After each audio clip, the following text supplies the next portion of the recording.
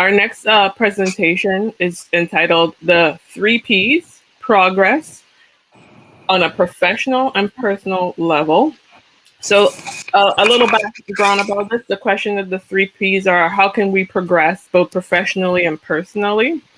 And especially during these online working times and remote teaching, they're forced us to multitask and to be all things at all times, right? I'm sure that's what we're all feeling, I personally, right now. But what does this mean? What does it mean to progress? And so in this conversation by Professor Rayola Chelladurai from Allied Health, she's going to give us a really good backdrop into this Birdie's burning questions. So before I start, I'm not sure if this was mentioned. Last year, being part of CTL, one of the feedbacks we got was that, well, one of the things that kept on coming back was, where's the coffee? Where's the coffee? So this year, CTL took care of it. Get your own, right? So we're lucky to be in the comfort of our homes and getting our own coffee and tea. On that note, I'm going to talk about the three Ps. I felt like this was something that spoke to a lot of us when I have conversations with people from hostos and even outside. It's like, do we feel like we're progressing? Because it seems like we're just trying to breathe.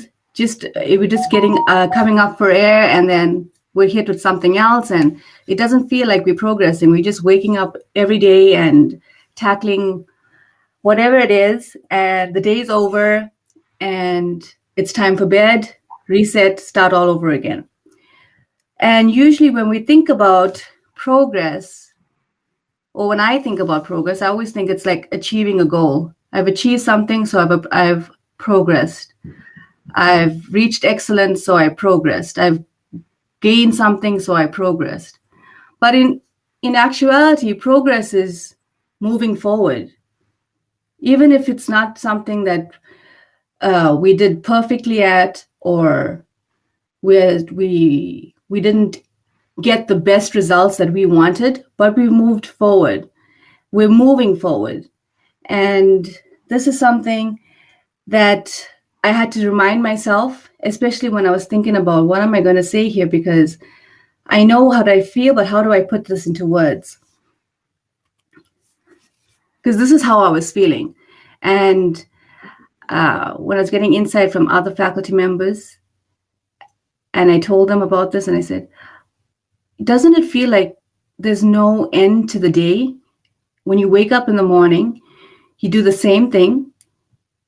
You have to, if you're a mother, you are taking care of your kids, making sure they're having their meals, you're doing laundry, you're doing cleaning, you're getting ready for class. If you're a father, you're doing the same things. Whatever it is, it's your day. It seems to become like a routine. It's constantly the same thing over and over again. And like, where's the break? Where it just seems so monotonous.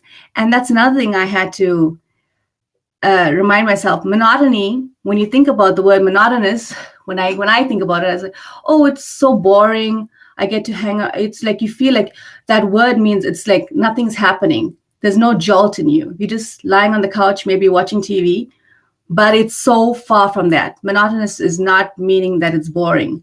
It's the same thing that's packed into yesterday, today, and tomorrow, but it's packed. Your day is jam-packed with all the things that you have to do. You still have to take care of whatever it is that you have to do at home. You still have to take care of whatever it is that you have to do at work. The world is still moving, and you are busy trying to do everything. Things we took for granted this time last year, right? We got up in the morning. If it was a day we had to be on campus, we got dressed, we got ready for the day, and we went to school. We took for granted the fact that we were able to distinguish our roles. And now, in hindsight, I can see that, because when we went to school, we were one person. We had a different mask on. We were this professional person. We put our armor on, our uniform on, and we went to work. When we got home, you had to take on a different role. You had to be able to slip into whatever your role is at home, whether it's now you're the chef, you the cleaner, but you had a break from these different things that you had to be, because there was a place for everything. Now everything is just in a ball of everything all at once. And this is something that we have to give ourselves credit for, right? Because we're still able to do what we need to do.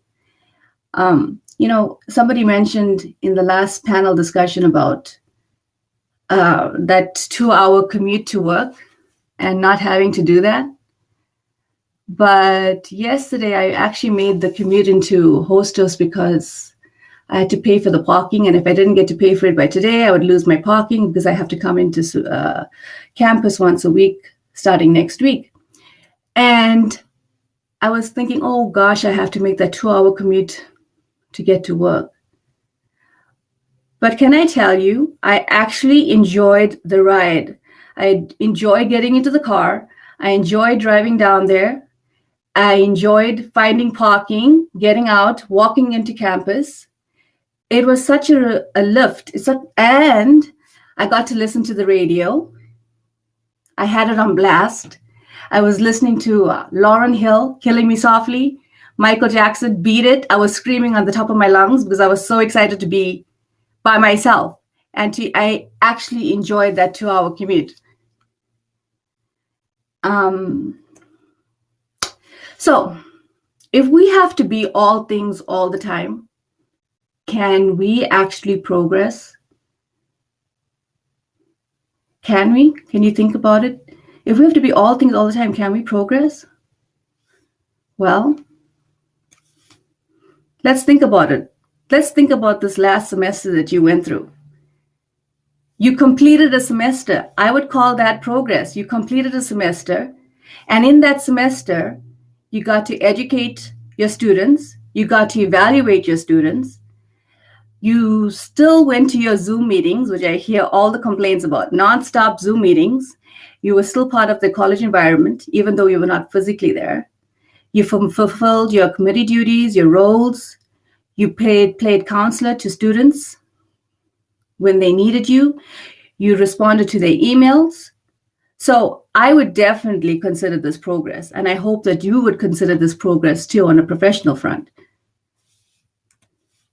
And on a personal level, well, don't you think that you being able to put a load of laundry in while you taught a class is progress? Don't you think having something cooking on the stove and you knowing that you're nearby is progress? You're working from home. I was able to be an earshot of my 5-year-old while he's on his Google Classroom. And I could hear if he needed to troubleshoot something, I was nearby. So I would think that was progress. And for a lot of us, the people that are taking on hobbies, doing projects that they needed to do, they're finding things to be uplifting. And Professor Macri will talk about that later.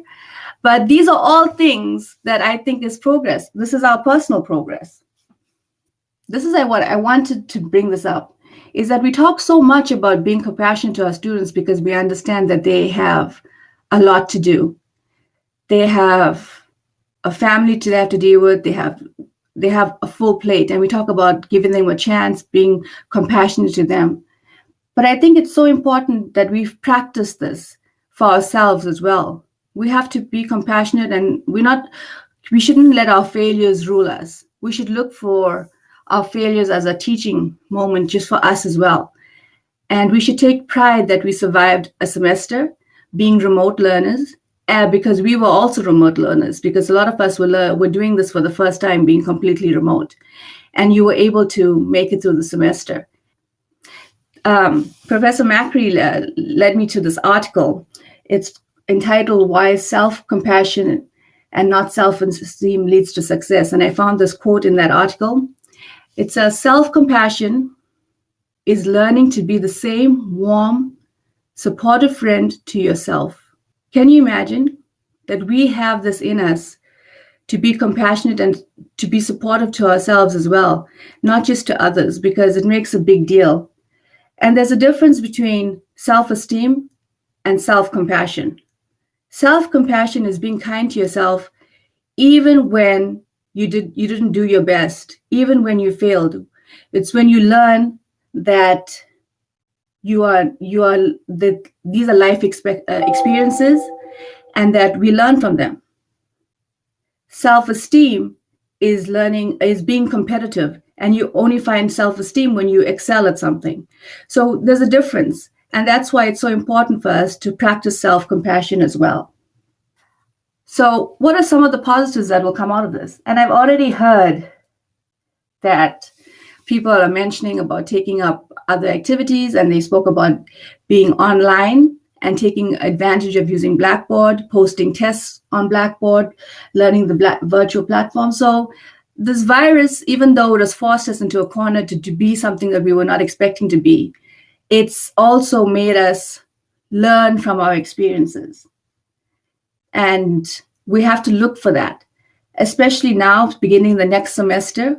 We have to look back and see what we've learned in the past and not focus on failures, but focus on what we've achieved. And this I found very enlightening, because this is so true. Progress is not perfection. Progress is not perfection, right? We are progressing. It might not be perfect. The road to where we need to get to is not perfect, but we are working towards that. So today, let's remember, today on day 0, we should look back at the past semester with perspective, because now that we are in 2021, hindsight is really 2020, both figuratively and literally. So stop focusing on your failures. Look at the progress that you've made both personally and professionally.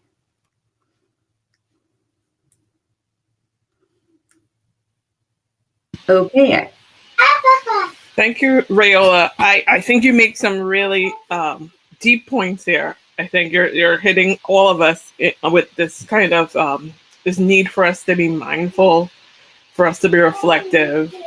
And so I think I agree with you. During this time, we really had to think about, well, what does it mean to be successful, to be progressing? How do we balance, more going beyond the idea of balance and all of these things? So I'm grateful to have heard what you had to say, because I think it really gives us another challenge to kind of think about ourselves and not be so harsh on ourselves. I like the idea of compassion. I think, we want to tell others to be compassionate, but sometimes it's hard for us to actually do it for ourselves.